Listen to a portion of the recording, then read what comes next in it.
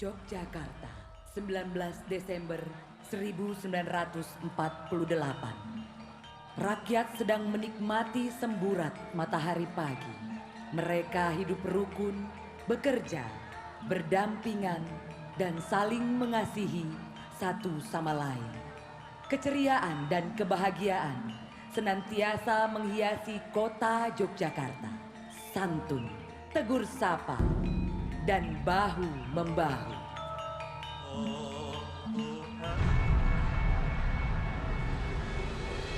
Lalu tiba-tiba, pesawat cocor merah, pasukan Belanda menembaki gedung-gedung dan jalan raya.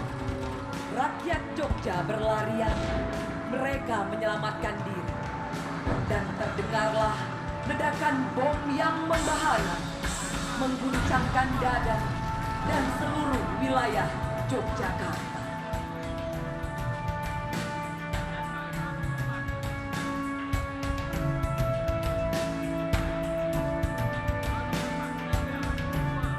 Penyerbuan Belanda telah sampai ke telinga Jenderal Sudirman. Jenderal Sudirman yang saat itu dalam keadaan sakit segera bangkit dari ranjang dan memerintahkan Suparjo Rustam untuk melapor kepada Presiden Republik Indonesia, Soekarno, yang saat itu sedang berada di Gedung Agung, Yogyakarta.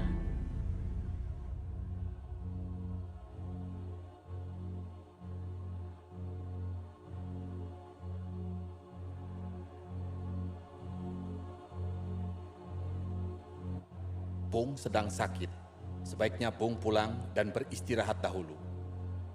Tidak, Pak Presiden. Saya harus berjuang. Negara membutuhkan saya justru pada masa-masa sekarang. Jenderal Sudirman meminta Kapten Cokro Pranolo untuk mengantar istri dan anak-anaknya ke dalam benteng keraton.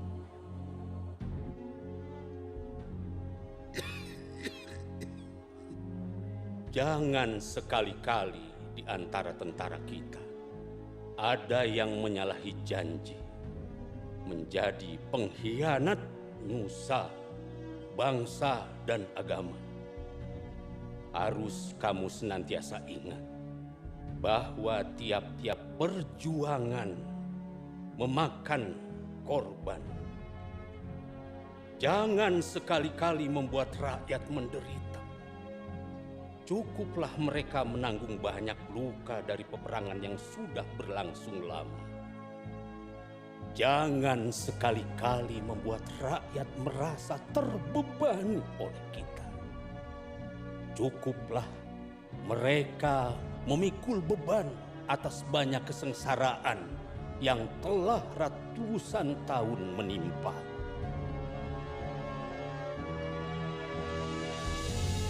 Jenderal Sudirman memutuskan untuk bergerilya melawan Belanda, dan pasukan Belanda pun berusaha menangkap Jenderal Sudirman, hidup atau mati.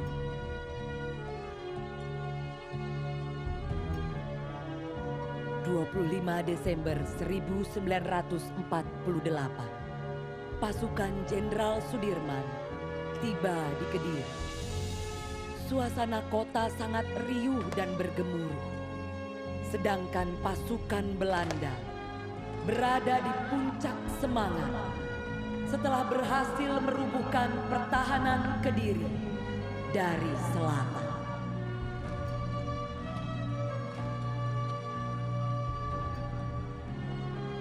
Jenderal Sudirman sangat ahli dalam strategi mengecoh lawan. Berkali-kali pasukan Belanda menyerang markas Jenderal Sudirman, namun gagal menangkap sang jenderal. Lalu pada suatu saat di daerah Karangnongko, untuk menghindari kepungan Belanda, Suparjo menyuruh Letnan Heru Keiser yang perawakannya mirip dengan Jenderal Sudirman untuk menyamar dengan mengenakan mantel hijau yang selalu dipakai beliau.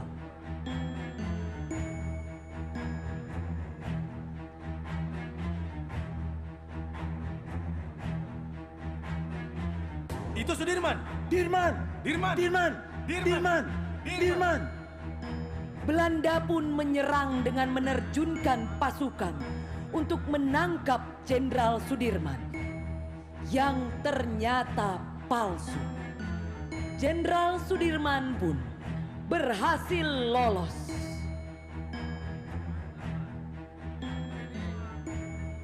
Jenderal Sudirman dan pasukan telah sampai di daerah Sedayu. Jenderal, kita dikepung Belanda. Kita tidak bisa kemana-mana. Tenang, mari kita semua berzikir. Jenderal Sudirman dan pasukannya memakai sarung melantunkan zikir.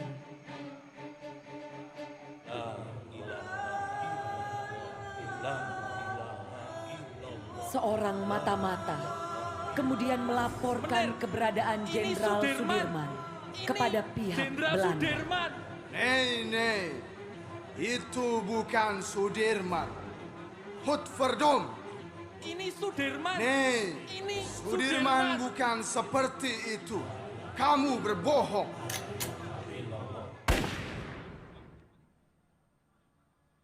Pak Yai, saya penasaran. Apa jimat Pak Yai? Belanda sudah mengepung, tapi kok Pak Yai tenang saja? Kamu ingin tahu? Saya punya 3 jimat. Jimat yang pertama, saya tidak pernah lepas dari bersuci. Jadi kalau batal wudhu, kamu bawa kendi saya berwudhu. Itu jimat yang pertama. Jimat yang kedua, saya selalu sholat tepat waktu. Dan jimat yang ketiga, semua saya lakukan dengan tulus dan ikhlas, bukan untuk diri sendiri, bukan untuk keluarga, bukan untuk institusi, bukan untuk partai, tetapi untuk seluruh rakyat dan bangsa Indonesia.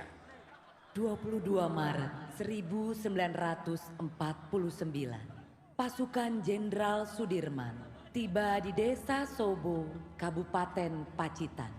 Strategi disusun dan logistik serta komunikasi semakin baik dengan bantuan informasi melalui pemancar radio.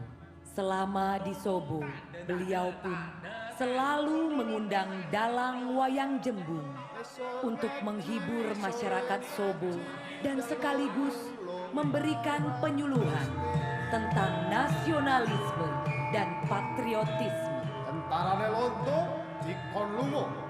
Kabar kekalahan tentara Belanda di berbagai wilayah Indonesia dan perjanjian yang mengharuskan Belanda keluar dari Republik Indonesia.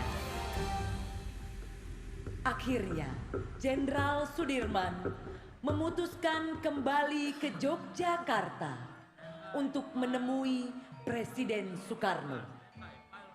Jenderal Sudirman berkata kepada Presiden Soekarno, Aku serahkan kembali negara kepada tangan dan pundak pemimpin bangsa. Selesai. Terima kasih.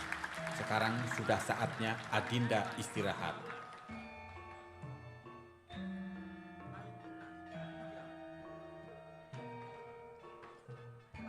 Kami, Tentara Republik Indonesia, akan timbul dan tenggelam bersama negara, sanggup mempertahankan kedaulatan dan kemerdekaan Republik Indonesia sampai titik darah penghabisan.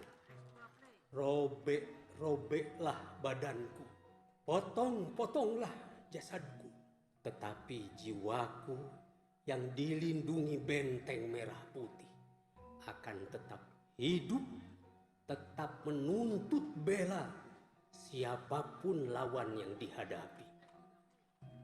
Tentara bukan merupakan suatu golongan di luar masyarakat, bukan suatu kasta yang berdiri di atas masyarakat. Tentara hanya mempunyai kewajiban satu, ialah mempertahankan kedaulatan negara dan keselamatannya. Kamu sekalian telah bersumpah bersama-sama rakyat akan mempertahankan kedaulatan Republik kita dengan segenap harta benda, dengan jiwa raga. Jangan sekali-kali di antara kita ada yang menyalahi janji, menjadi pengkhianat nusa, bangsa, dan agama.